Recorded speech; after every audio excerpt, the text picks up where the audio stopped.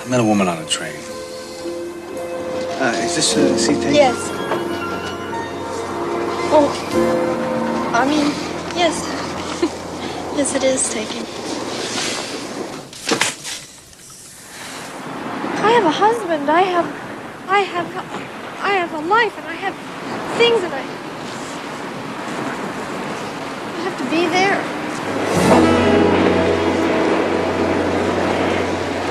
Frank?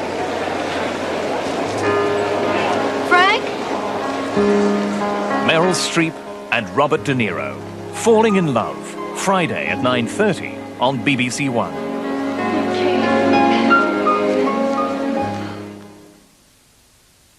And they're falling in love on BBC Two shortly in Hannah and Her Sisters, Woody Allen's witty portrait of three neurotic New York sisters who find they've too much on their plate when their relationships become as entwined as a bowl of spaghetti, something akin to the four men and women featured here on BBC One in 10 minutes, all of whom know the look of love, confiding their troubles to a barman in a music and dance spectacular based on the songs of Burt Bacharach and Hal David.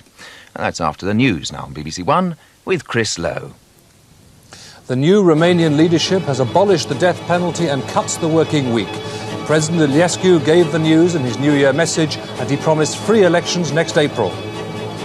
And in Hong Kong, thousands call for an end to communist rule in China.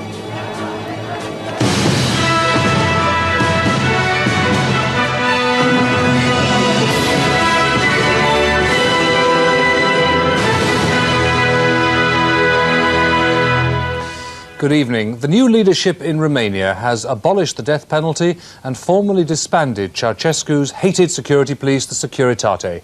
In his New Year address, President Iliescu also promised economic reform and reaffirmed his commitment to multi-party democracy. Elections are planned for April. A minister in the new government told reporters that in Romania, communism is dead. New Year's night saw no street celebrations. Fear of sniper fire kept people indoors. But behind shuttered windows, they toasted a new era.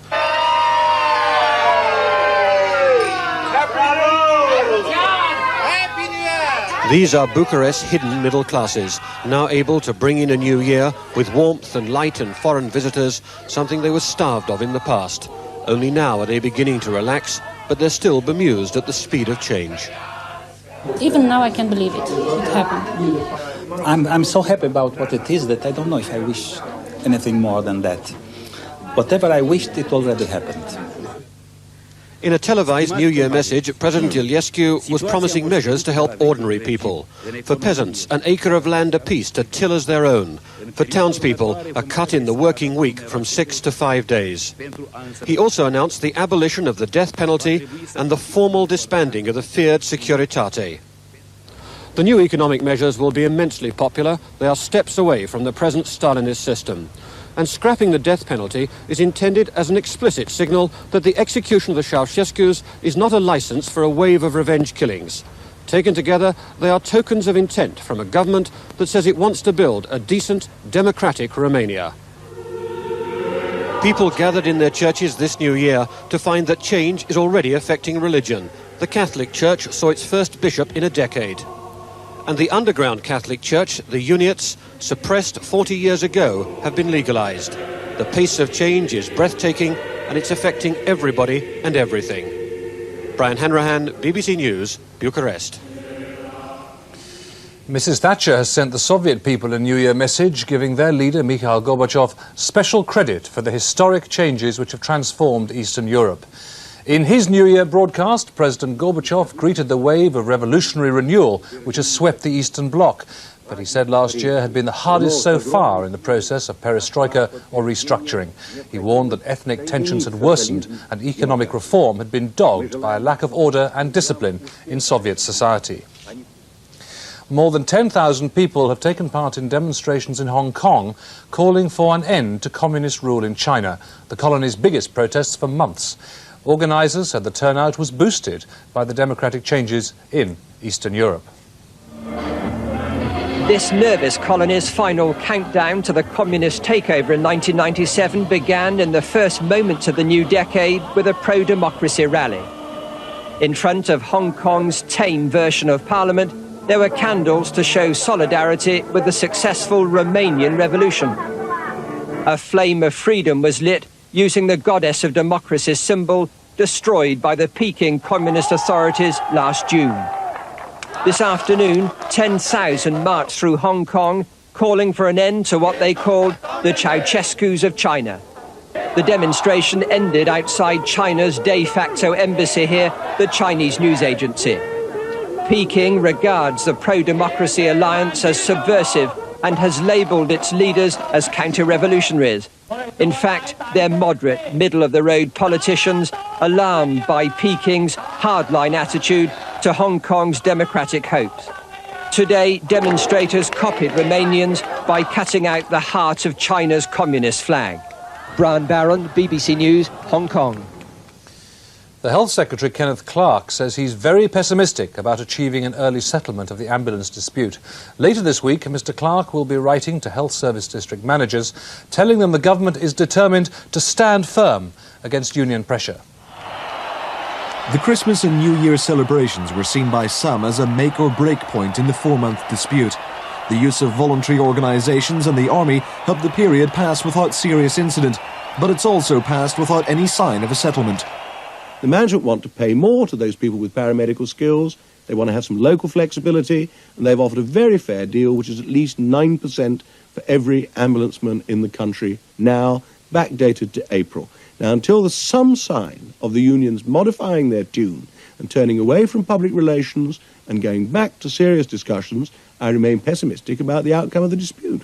That's very silly, isn't it? We've been asking the Secretary of State to meet us in order to negotiate a settlement of this dispute for over 17 weeks now, and it's been the failure of the government to release their negotiators to negotiate with us that's kept this dispute going. Mr Clarke is to reiterate his position in a letter to NHS managers. The ambulance unions will discuss theirs on Thursday. They say they're planning a new initiative aimed at breaking the continuing deadlock. An oil slick covering 100 square miles is now just over 10 miles from the Moroccan coast. The slick stretches from Tangier to Safi.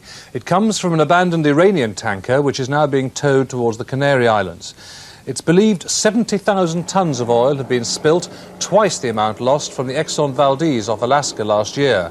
The French Environment Minister has flown to Morocco with a team of experts to try to clean up the oil. Cabinet papers released today show there wasn't enough evidence to convict Guy Burgess of spying for the Soviet Union. Public records made available under the 30-year rule show the government felt it would not be able to take any action against Burgess if he came back to Britain to visit his sick mother. In fact, Burgess never returned and died in Moscow just 4 years later. The 30-year-old papers from the Records Office show the Macmillan government deeply embarrassed by the Burgess affair. Although he'd fled to Moscow after being exposed as a Soviet agent, the cabinet was warned privately that if he came back, there probably wasn't enough evidence to arrest him, far less convict him of spying. The remnants of imperialism were also causing trouble. 11 Mau Mau detainees at the Hola camp in Kenya died after being beaten up by guards. There were states of emergency in Nyasaland and Rhodesia. The papers reveal Britain's growing frustration with its colonial role and how this led to Macmillan's great Winds of Change speech the following year. As the election approached, the government engineered a consumer boom, and the Treasury proposed the introduction of a £2 note. The Cabinet vetoed it, fearing it would draw attention to the falling worth of the pound. The world may have changed, Britain's role in it certainly has, and so has the value of money. But some of the issues discussed by Mr Macmillan's Cabinet are still around to preoccupy Mrs Thatcher's. The Cabinet was warned that increased traffic could block city centres within 5 years. The solution? Parking meters. And the reunification of Germany was causing storms in diplomatic circles, with Britain, it's revealed, trying to broker a solution between the superpowers. The attempt failed, the wall was built, and that issue took 30 years to get back on the agenda. Now, football, Liverpool are still top of the First Division, but their lead's been cut to 2 points. They were held to a draw at Nottingham Forest after Ian Rush had given them a 2-goal lead in the first half. David Platt was again among the Aston Villa scorers as they closed the gap on Liverpool at Chelsea's expense. Villa also have a game in hand on the leaders, while Arsenal stay third after beating Crystal Palace 4-1. Southampton won at Charlton. In Scotland, Hearts move up to third place after a 2-0 win over Hibernian. None of the other clubs played today. Supporters of second Wolverhampton Wanderers are claiming an unusual record after chartering 6 planes for the away match at Newcastle. They say it's the biggest airlift ever organised for an English League game, and it was richly rewarded. 950 Wolves fans met at Birmingham Airport this morning. A massive New Year's Day party at £73 a head, the special fare from the Midlands to Newcastle. The Greenland branch of the supporters club was represented. The Guinness Book of Records will be formally contacted tomorrow. When it started to get up to the 900 mark, we really couldn't believe it. We didn't know when it was going to peter out, to be truthful. And in fact, even at the airport, fans were trying to get on board the aircraft. Incredible. If Santa had run out of presents by the time they'd reached the ground, Newcastle hadn't. An early penalty miss, and then in the second half, a bad defensive error made the trip worthwhile. Steve Bull, Wolves' star striker, had refound his touch. With only 1 goal to his credit in 2 months, he then scored 4 in the space of half an hour. Bull was on a roll as Newcastle collapsed. The atmosphere in the ground turned ugly moments later as Bull collected his hat-trick. One home fan had to be restrained from attacking the Newcastle bench in his anger and frustration. A consolation goal followed, only to be topped again by Bull. A hint on New Year's Day of a World Cup year that Bull means England business. And that's all from the newsroom tonight. Good night.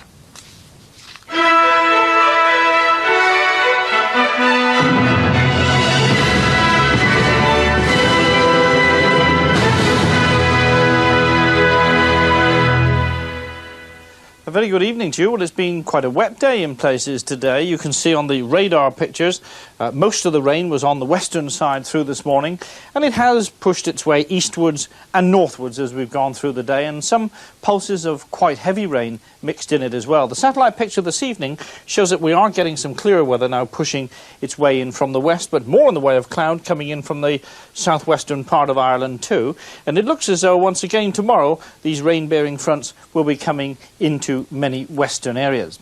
So that's where we got most of the rain at the moment, over central parts of the country into the east too. And that's going to push its way across in towards the North Sea and generally die out as we go through the night.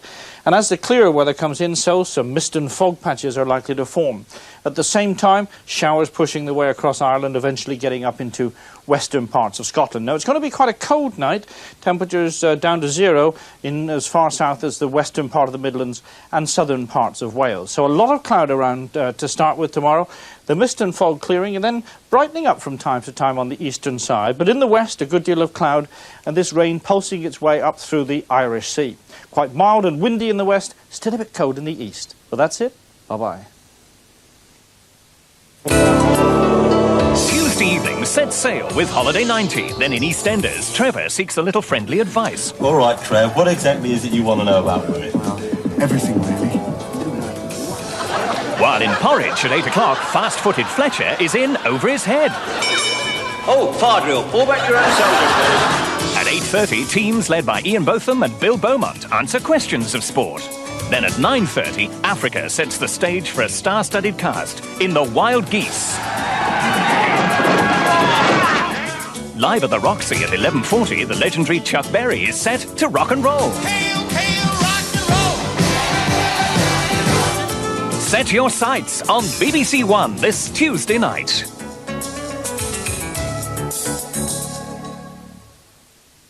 In just over an hour here on BBC One, our late film stars Sidney Poitier in The Heat of the Night, about a solitary Negro who's arrested for the murder of a rich northern industrialist one steamy September night in Mississippi.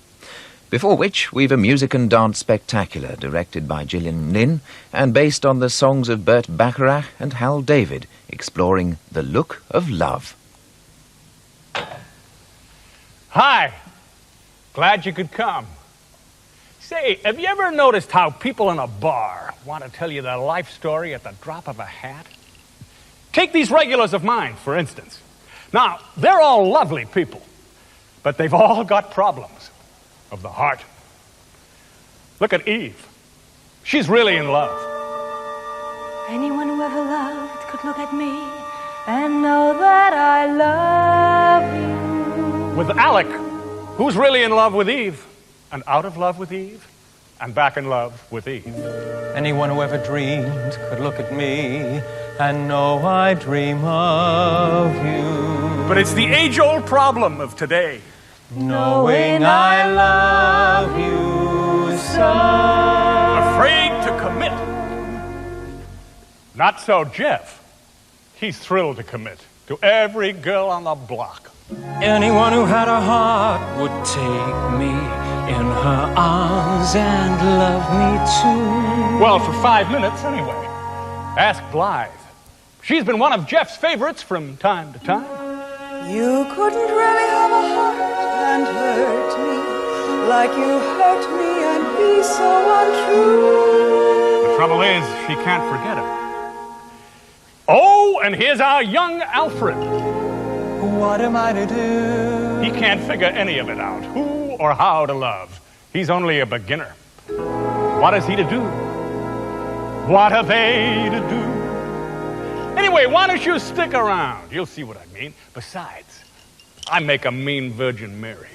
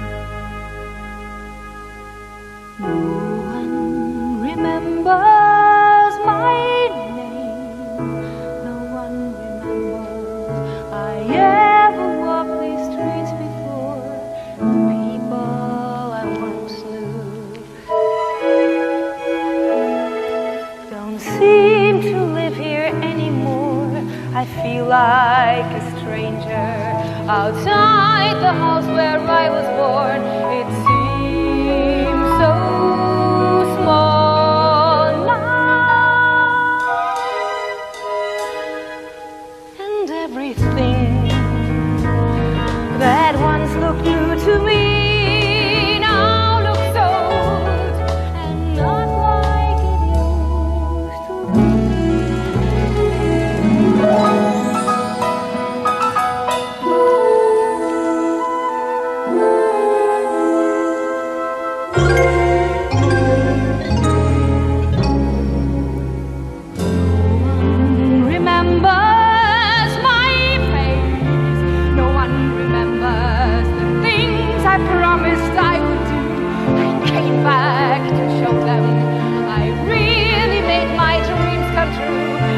Dying to tell them, but they're the ones who tell it you.